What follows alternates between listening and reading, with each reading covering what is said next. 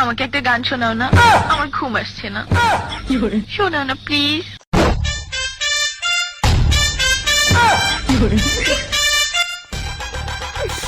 তুমি আমার কাছ থেকে গান শুনবা জান? তোমার ঘুম আসতেছে না, তো তুমি আমার কাছ থেকে গান শুনবা, ভালো কথা। গানটা শুনে টাস করে মুইতে ঘুমায়া করবা, বুঝছো?